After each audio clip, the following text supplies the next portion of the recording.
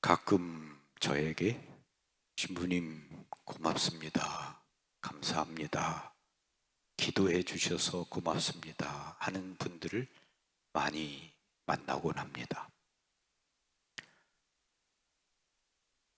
지난번에 신부님께서 암 수술을 할 때 전화도 주시고 또 기도해 주셔서 감사했습니다.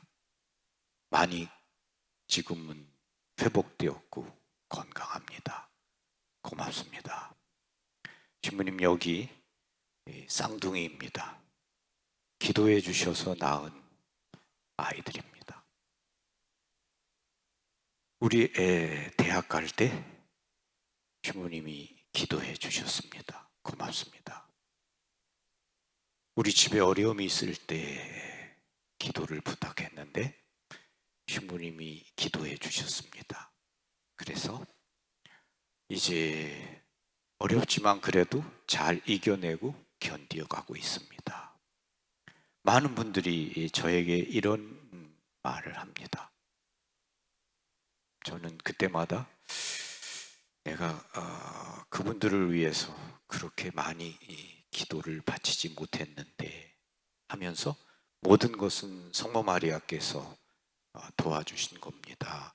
성모님께 감사하십시오 하고 말씀드립니다. 우리 모두 서로에게 기도해 주세요 라는 말들을 참 많이 서로 주고받습니다. 제가 하는 많은 말들도 교우 여러분들에게 저를 위해서 기도해 주세요 라는 말씀을 드리는 거죠.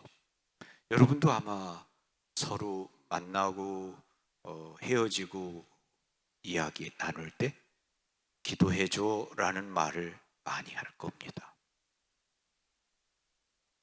우리가 바치는 기도에는 정말 힘이 있습니다.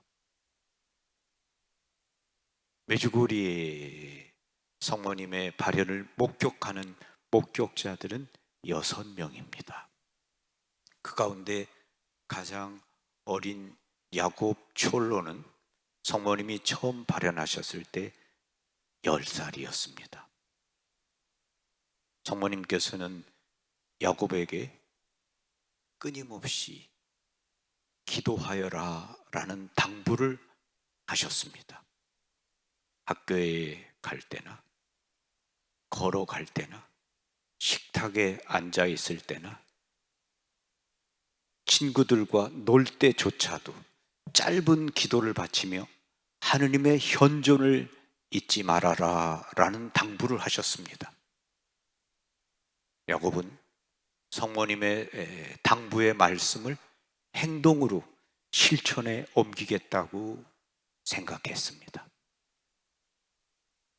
그런데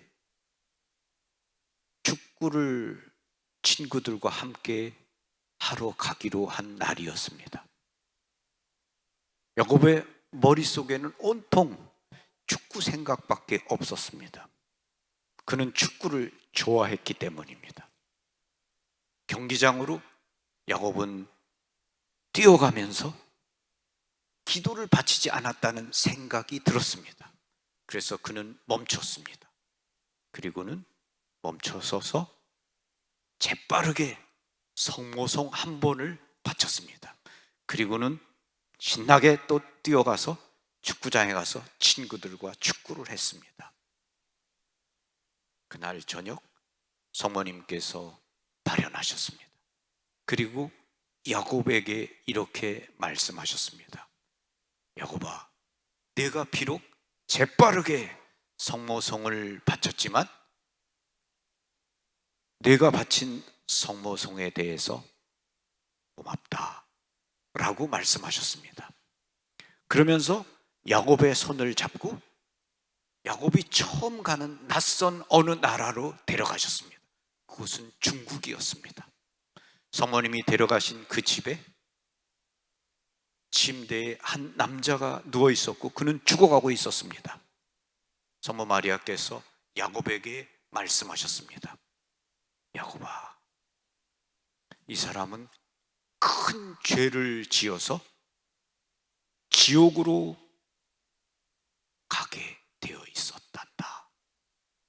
그런데 네가 바친 기도로 나는 이 사람을 구원할 수 있게 되었단다. 이 사람은 그래서 구원을 받게 되었다.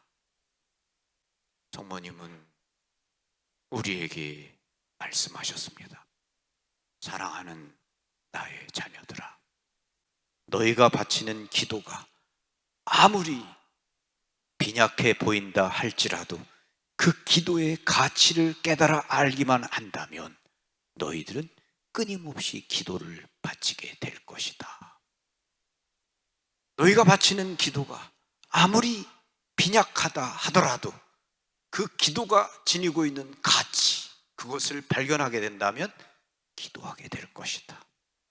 야곱아, 내가 재빠르게 바친 그 성모성 한 번으로 나는 지옥에 가게 되어 있는 이 영혼을 구원할 수 있게 되었단다. 너에게 고맙다. 그러니 기도를 멈추지 말아라.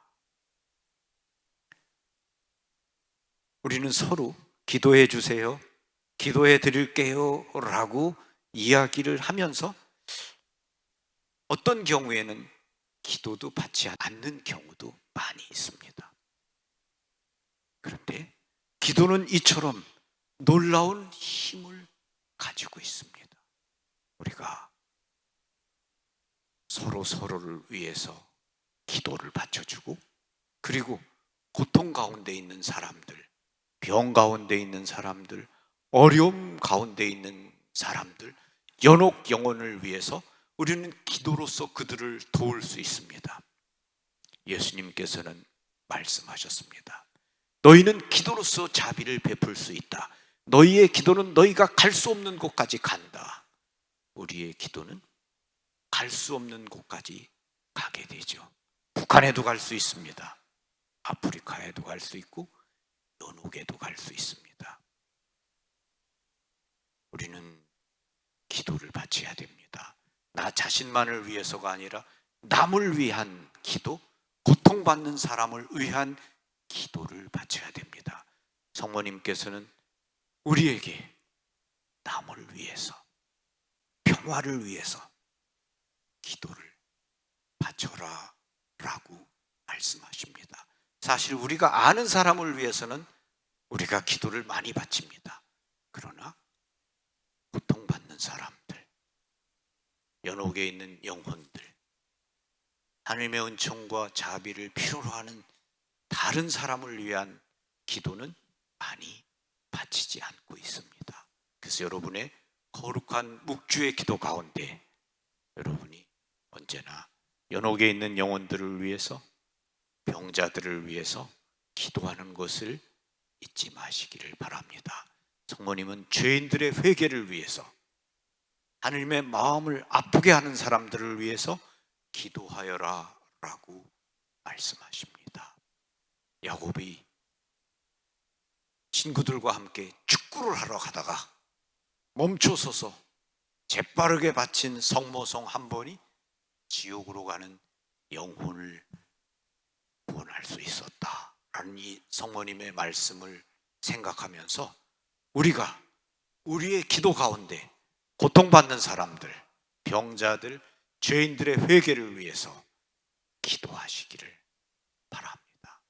그리고 여러분이 TV를 시청하다가 어떤 사고로 갑작스럽게 죽는 사람들, 교통사고를 당해서 죽었다라는 이야기를 들었을 때 그들을 위해서 기도할 수 있습니다. 아무런 준비 없이 갑자기 세상을 떠난 그 영혼들을 위해서 우리가 기억하면서 기도할 수 있고, 그들의 가족들을 위로해 주시기를, 슬픔에서부터 위로해 주시기를 우리가 기도할 수 있겠죠. 이것도 좋은 기도가 되고 자비를 베푸는 것이 된다고 생각합니다. 오늘 슬기로운 집사, 깨어있는 사람이 되라는 그러한 말씀을 들었습니다. 바로 이렇게 우리는 기도하면서 깨어있게 됩니다. 기도하면서 하나님의 현존을 생각하게 되고 하나님의 말씀을 듣게 되고 하나님의 자비를 실천하게 됩니다. 결국 기도하지 않는다면 우리는 깨어있는 종이 되지 못하겠죠. 성모님께서 길을 갈 때나 학교에 갈 때나 식탁에 앉아 있을 때나 친구들과 놀 때조차도 짧은 기도로 하나님의 현존을 잊지 말아라 라고 당부하셨습니다. 우리가 깨어있는 삶을 사는 데는 이러한 하나님의 현존을 생각하는 데에는 짧은 기도, 그 기도를 바치는 것이 필요하다고 생각합니다. 오늘 여러분 한 분 한 분의 마음 안에 이러한 기도의 은혜가 함께 하시기를 빕니다. 아멘. 평화를 빕니다.